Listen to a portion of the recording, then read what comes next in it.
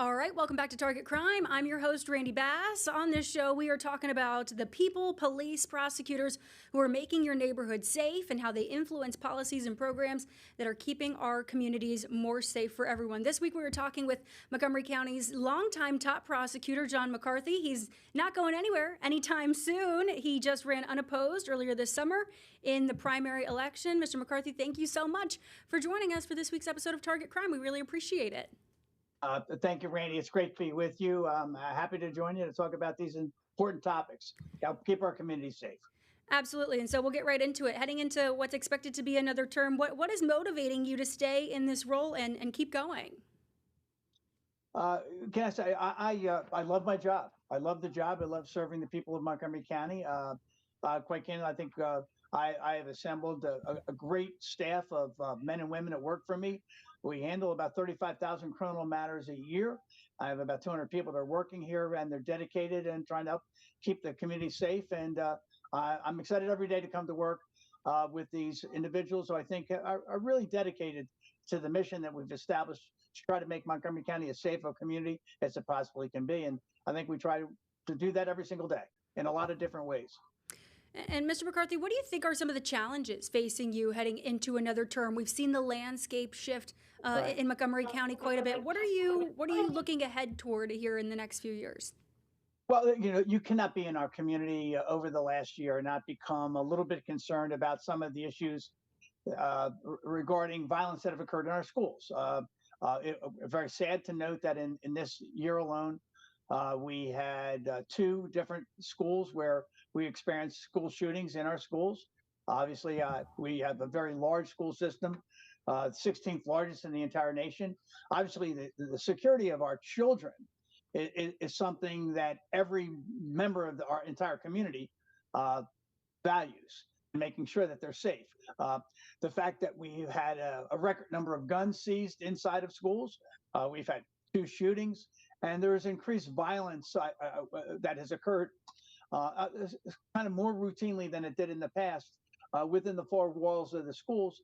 I think we've got to take a really detailed look at what we're doing to make sure that our schools are safe. I think that we need to be looking at, and I want to be a partner with the schools. We don't do this alone, whether we work with the county executive, the outgoing county executive, the incoming county executive, to ensure our schools are safe. We want to work with the leadership within the Montgomery County school system. We do have a regular dialogue with them. But I do think that enhanced security measures, there are things that are being done by jurisdictions that are very close to us that are not being done. Look, enhanced security can mean a lot of different things to a variety of people. It could include metal detectors in our schools. Obviously, there are some challenges because of the number of egresses and entrances that we have in our school buildings. But look, if you go to the Nationals baseball game tonight and they put 45,000 people in that stadium, they're able to get 45,000 people through a baseball stadium with remote metal detectors and things like that, make sure everybody has an enjoyable experience when they go to an athletic event. We can do the same thing for our schools. So I think we got to look at, and we should be talking to our regional partners. I've had some conversations with regional partners, and I know that there's some adjoining schools in jurisdictions right next to us. They're doing some stuff that we're not doing, and they did not have school shootings and some of the things that we've had. So again, let's talk about that. I also think we also want to talk about something that I think was a mistake years ago. We took school resource officers out of our schools. At the time, we had 26 high schools, and there was a question or survey that was given to 26 high school principals, a very diverse group of individuals, men and women. And those 26 principals unanimously indicated that when they were asked, did they want to keep the resource officers in the school, is that they did. It helped them maintain safety and security within the schools. The kinds of things that we're talking about now were unheard of when we had school resource officers there. And so I think we should go back and talk about that again. I think our schools were safer. And I do think there were great relationships that were developed between these men and women who volunteered to do this work. The people that were the resource officers, these are people who loved working with children, wanted to be in schools. They chose this as how they wanted to serve in law enforcement. And I think we are less safe in our schools for having taken them out. And I think some of the numbers and some of the things that have occurred tell us that that's in fact the case. So I think we got to go back and look at that issue. Again, it's not about locking kids up. It's about having safe learning environments to make sure that our children, when they go to school, are safe.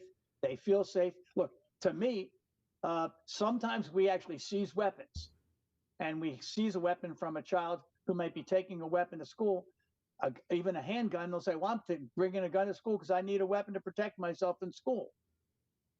That's a terrible situation. Uh, and I also will say, I think it's important that we make sure that people understand most of the guns that we are taking from our children in our school are ghost guns. Ghost guns do not mean they're not metal. They do not mean they're not going to be picked up by a metal detector. A ghost gun simply means there's no serial number on it. So uh, various types of enhanced security devices would be effective against ghost guns. And that is what is plaguing us in terms of young people in general, and in terms of the guns that have made their way into schools or been used in school shootings. They've all been ghost guns. And something that's going to change in terms of, dealing with students in schools, and when these issues do kind of come up, the Youth Charging Reform Act, some changes that we're going to see, some of them going to happen here in the next few months. How does that impact your office's ability to do your work, to prosecute teenagers and young people when they need to be? And how does it ultimately impact teens in the justice system, in your opinion? Well, first of all, let me say to you, I don't think the system is ready for these changes. And the reason I don't think, and look, the system needs changing. I do not disagree with the idea that there are some changes that need to be made. But to me, and I think everybody's involved in this conversation, whether you were for or against the bill, knew that the Department of Juvenile Services in the state of Maryland has been broken for about 20 or 25 years. It's not working well. The recidivism rates are high, and the services that they're providing are inadequate. I'll give you a perfect example in Montgomery County. If a judge makes a referral for a child to get into a treatment program, you want them to get treatment. The reality is that that it takes 4 to 5 months to get that child into the program. And if they get into the program, they're only going to be in the program for about 4 to 5 months. And so the reality is they are not getting the kind of detailed kind of services they need to really deal with maybe the constellation of issues that they have. We're not against diversion. We're not against treatment. We want them to get treatment, but we should have built the programs. We are putting children into a system that's not ready for them. It's essentially like booking and selling airplane tickets for a plane you haven't built yet. And that's troubling to us because youth violence is up. Youth crime is generally down in terms of arrests anyway, but violent crime is up, whether it's weapons or guns or aggravated assaults. In this bill, many of the weapons offenses, handgun offenses, are now going to go directly. A child in possession of a gun at age 16 is going to go to the juvenile system. That was not what happened before. A child who commits a first-degree assault, now going to go to the juvenile system. That didn't happen before. And the programs don't exist yet, and they are too short. I think that means public safety is compromised by the changes that have been made here. And your office does work in the schools also, going to these classrooms, going to do these assemblies with students. What does it look like to change a teenager's mind, to change a young person's mind? That's not an easy thing to do. Well, look, I think changing human behavior or educating kids, I think it's important. I think one of the things I am most proud of is we spend as much time educating people in this community as prosecuting people in this community. If you're talking about stuff we do for young kids in this community, I've been in every high school, public and private in Montgomery County, talked about a program we call Speak Up, Save a Life. There are too many young people that are dying of drug overdoses, particularly with fentanyl in this community. We go out there and we actually talk to them about the Good Samaritan doctrine. where they have protection under the law. If they see a person who is having difficulty based on a drug that they've ingested, rather than have that individual die, we are encouraging them to call the police, telling them that they're not going to get in trouble because of the Good Samaritan doctrine. We are interested in saving lives, whether it's talking about youth violence and safe teen dating relationships. We go out there and talk to people about that. We talk to kids about anti-bullying programs. We have a number of educational programs. We run the truancy prevention program for Montgomery County Schools is run through my office, not because we want to lock kids up. I want kids back in school. I want them in a classroom. I want them to help build their future. So we spend as much time, again, and I'm really proud about this, we spend as much time on educating children about how to be safe in their learning environment as much time as we do prosecuting cases. Your office does a lot of work with young people, but your office also does a lot of work helping to prevent crime and preventing victimization, really, among older adults in our community. Elder abuse, financial abuse, we've heard of some really awful cases here in Montgomery County, even just in recent memory. Can you talk a little bit about what it looks like to prosecute these cases and the impact that these financial abuse cases can have on our older loved ones?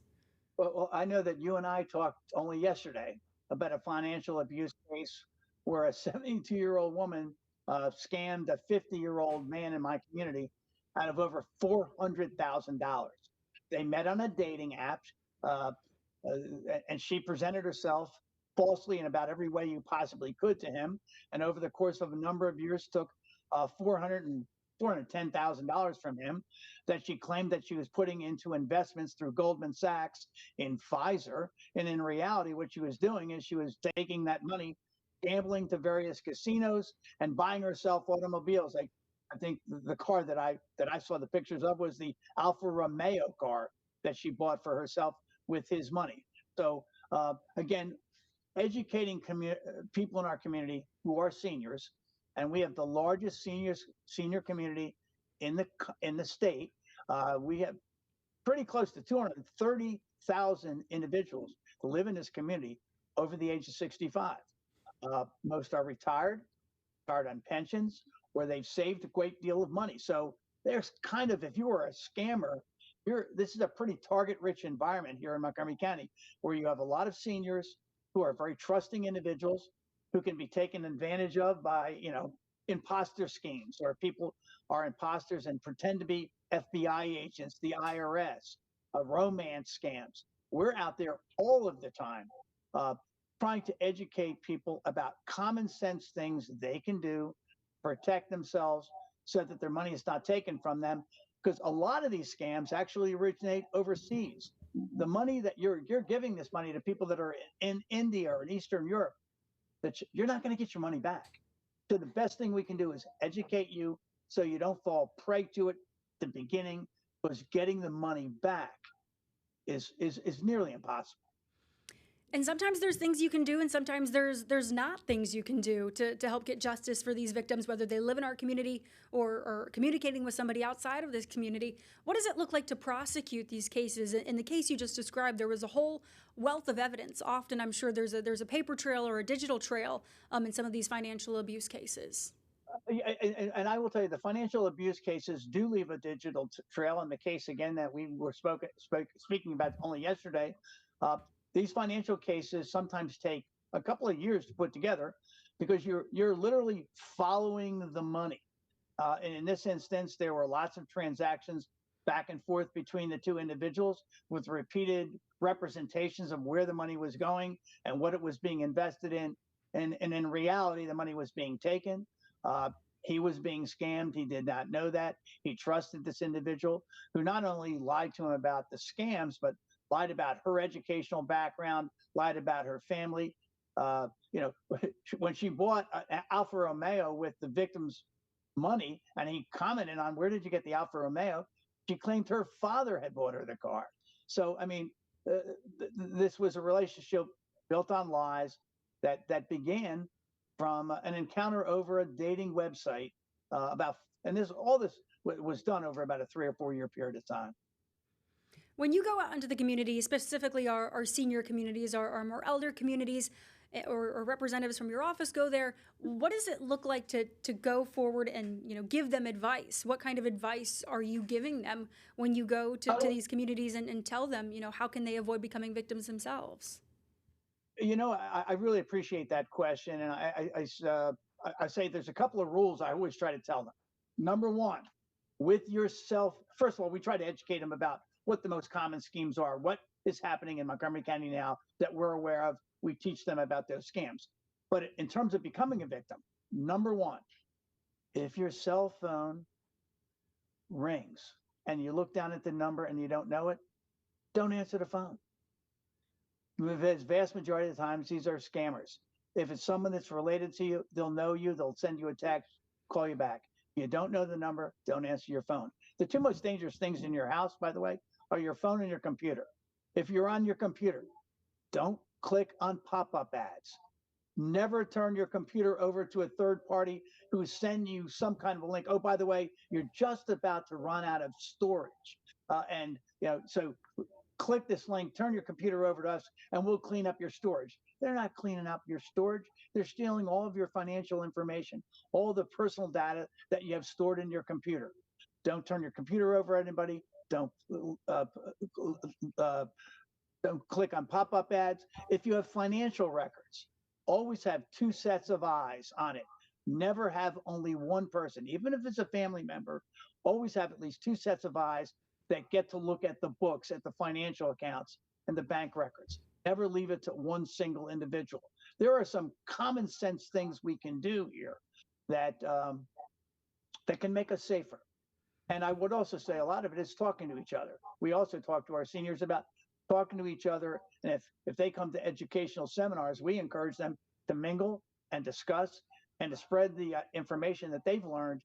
We just had World Elder Abuse Day here, another tremendous success for us here. And we're very proud to be part of that, along with a number of other agencies here in the county. But we had another successful occasion. Hundreds of seniors come out, and we just educate them every single year. Education is the key to crime prevention here. We don't want you to want to try to get your money back after you've been a victim. We don't ever want you to be a victim. We don't ever want you to be out of the money, because it's very tough, if not impossible, for us to make you whole. Absolutely. And in some of these cases, there's got to be a certain level of shame or guilt associated with it when somebody falls victim.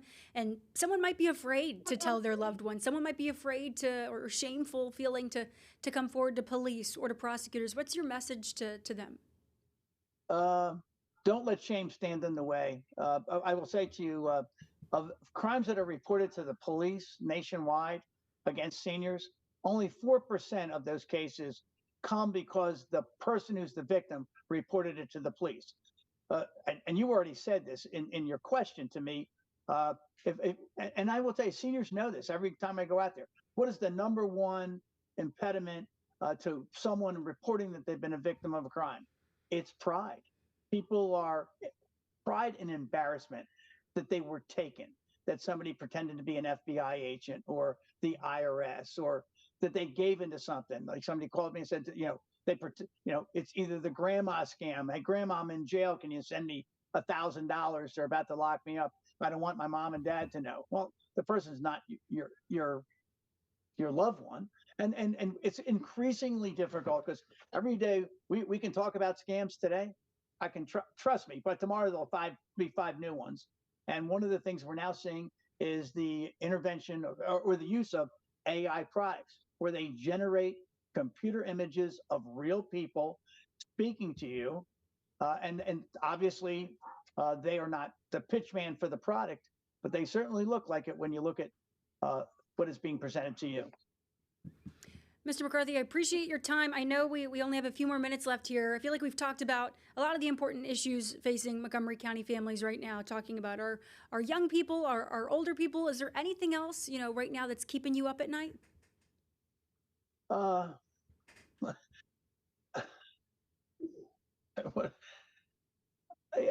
just I think that in terms of us becoming a safer community, I would hope that we begin to have more respect for law enforcement, the men and women that do these jobs. They're very difficult. Uh, I also realize that there's been a tremendous increase in the number of people with mental health challenges that are coming into the criminal justice system. So obviously, we need, as a community, to make investments into mental health programs, because that's probably about 1 out of 3 of the people that we see in my office probably should be in a hospital or psychiatric facility rather than in a jail. So again, we've got to educate ourselves. We need to work together as a community. We have to respect each other. As a community, we got to look out for each other. But within the respect, I really hope that men and women in the community begin to thank the law enforcement officer, the men and women that work so hard for them. We got 9 police departments in Montgomery County. There are some spectacular men and women that do wonderful, extraordinary things here. I hope that we're thankful to them, and that, hopefully my office is respectful to our victims and people who need our services. But it would be wonderful if we did this and approach this issue as a community, not individual entities, but work together collectively on these problems. Absolutely. Mr. McCarthy, thank you so much for joining us this week for this episode of Target Crime. We really, really appreciate it and appreciate your time. Thank you again. That just about does it for this week's episode of Target Crime. I'm your host, Randy Bass. Head to dcnewsnow.com for more interviews like this one.